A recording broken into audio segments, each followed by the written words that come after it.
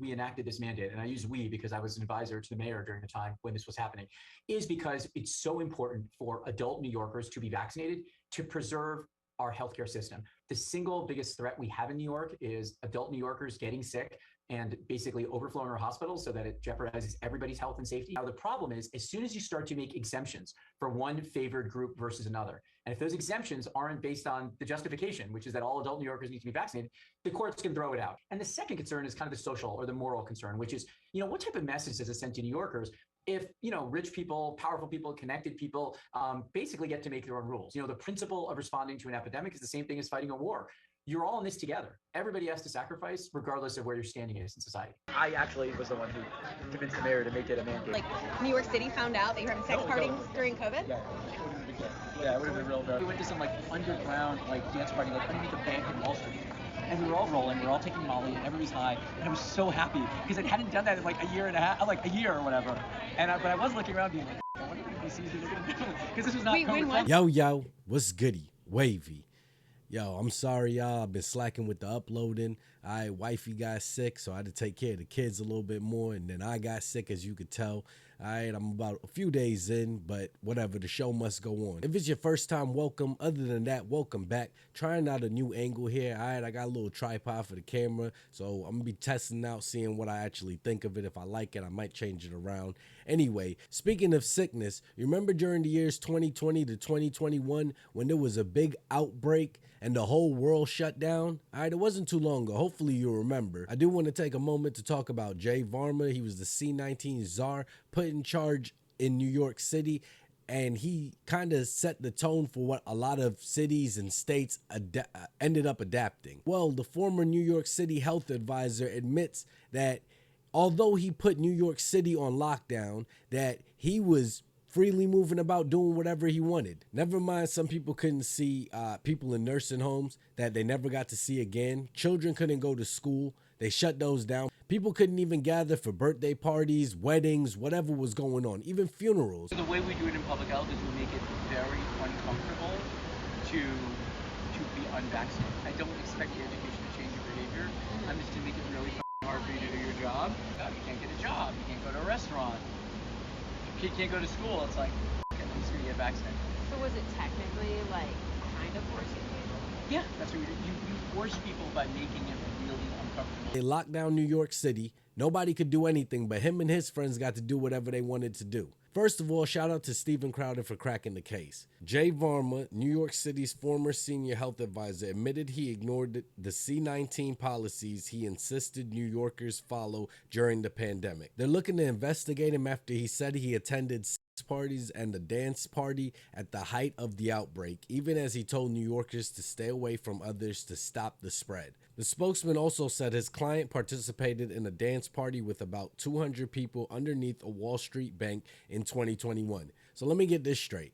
At the height of the outbreak, 200 people can gather. I doubt that they're social distancing. They're probably doing drugs. It's probably a sex party. No Diddy. These low vibrational people were preaching to us about trying to slow the speed of the transmission, about trying to save lives. Meanwhile, they're doing this same type of activity. And we've seen again and again that these people get a little bit of power and get drunk with it. And that whole outbreak and everything that went along with that was all about control. They made people have to socially distance and stay home or shut down businesses. They made people have to unwillingly take the procedure, that wasn't around for very long. They forced you. They said that you wouldn't keep your job, or that you couldn't fly on the plane, or you couldn't go to school or universities unless you got it. Meanwhile, they were able to do whatever they wanted. I don't know if it's because they're elites, because they're politicians, because, hey, if they're at some of these sex parties, they could be part of whatever organizations or letter alphabet communities you think. You put one and one together. Varma also bragged about helping to put in place mandatory vaccination rules that prevented Brooklyn Nets star Kyrie Irving from playing basketball after he refused to do it. And him alone, he's one of the people that were able to relocate, through playing in the NBA. Now he's with the Dallas Mavericks. But how many people lost their jobs, lost their homes? Maybe, their families suffered a great deal because of this. There was 9 million New Yorkers in the city. Most of them were forced to vaccinate. And the majority of them, a lot of them, had medical consequences from having to vaccinate. A lot of them lost their jobs because they had to vaccinate, because they didn't want to vaccinate. We couldn't bury our grandparents. People couldn't attend burials of their own parents. All while one sicko, yes, I said it, one sicko was partying. At the same time, he was mandating this on all New Yorkers. This is disgusting. Below the belt, it must be investigated. And compensate all those who lost their jobs. Yeah. This is Jay Varma and his wife, Melissa Varma. And during his tenure as a advisor for the city, he even brags about him and, you know, his wife and 8 to 10 of their friends being in a room and doing whatever kind of debauchery that they want to do. My wife and I had one with our friends, in August of that first summer. So we rented a hotel. It was fun. We all took Molly, and it was like 8 or 9 of us in 10 of us in a room, and everybody had a blast because everybody was so pent up because it had been everybody was just stuck together and stuff like that. Yeah. And sometimes it isn't so much about sometimes it's just something about bodies being close to each other, just being naked with friends. I'm Marco Steinberg. This is my wife, Tatiana. And we are Swingers Against Lockdowns. We're here on Jay Varma's block to bring awareness to the fact that he was one of the czars of the COVID lockdown and was throwing wild sex parties while we, swingers that lived in Queens, could not have parties, had to mandate a whole bunch of rules and laws, and our lives were put on hold while he was having wild sex parties right down the street. It was a huge hindrance. We couldn't have our closest friends to spend quality time with us.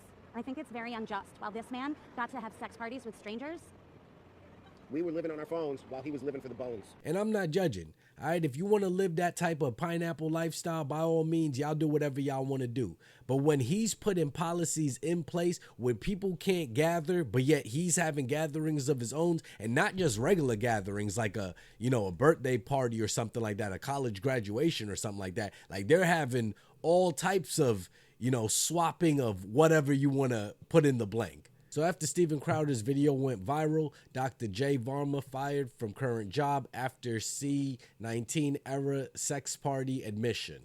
Honestly, him being fired isn't enough. He needs to be locked up. Because what he did was pretty much say, hey, we could do whatever, but the populace, the peasants, the peons, they can't. All right, they're going to be locked away. And we saw countless ones doing this during the pandemic. All right, we had Gavin Newsom able to go out to dinner while he locks down Californians. We also had Nancy Pelosi going to do her hair. I believe that the hairdresser only opened it up for Nancy Pelosi. Meanwhile, how many barbers and beauty salons and nail salons and restaurants, mom and pop restaurants, mom and pop shops in general, how many of them had to suffer during C-19? Some of those businesses are never coming back. I know around me, I saw places going out of business during then and have never come back. The way that some of these places in particular lock people in their homes like if they were children. All right, they told us that we had to do something. They mandated the medical procedure. It was no longer a choice. A lot of people were threatened with losing their jobs. A lot of people lost access to going on flights. People lost access to being able to go on vacations because if you didn't have it in certain places, you just couldn't go, even if you were planning to drive there. If you stuck around this long in the video, I appreciate you for real. To help push this video out to even more people, it goes a far way. If you subscribe to the channel, join in on the conversation with a comment and like the video. Interested to know whatever you're thinking about all this. Do you think that Dr. Jay Varma did a good job when he was an advisor to the city, and that his policies helped slow the spread of the outbreak at the time, and that if we didn't get his solutions, then we don't know how many hundreds of thousands, possibly millions of people we would have lost at that time? And, he needs to be given his job back. If anything, he needs to be given a Nobel Peace Prize or something like that. This was a pandemic that the world had never seen before in recent times. And we truly believe that all of the experts that were put in positions of authority truly knew what was best for the American people as a whole, New Yorkers in this situation, and they didn't con the U.S. citizens at all? Or do you think, once again, the conspiracy hat tinfoil people have been proven to be right? Like they told you that there was no need for all of this. You could go out, you could, wash your hands, you could wear a mask if you wanted to or not. Because here we have a situation where these people are not only partying during the height of the pandemic at that time, but they're also, you know, engaged in sexual activities. And what comes with that is that you're swapping, you know, fluids and all of that. And there wasn't a problem for them to do it. You're going to tell me when they're all on drugs and they're all doing whatever, that they're all concerned about protection? All right, they're all in the room doing whatever, or they're all underneath the banks doing whatever, while Americans weren't given the same type of freedom. We couldn't make our own decisions for ourselves. We couldn't say whether we wanted to go out or not. We wanted to protect ourselves or not. We wanted to take the jab or not. We had no say so. You know, especially if you were in some of these draconian states. New York was one of the worst. Either way, I am interested to know whatever you're feeling about this topic, whether you agree or disagree or whatever. Let me know in the comments below. Till the next video, y'all be safe and stay wavy.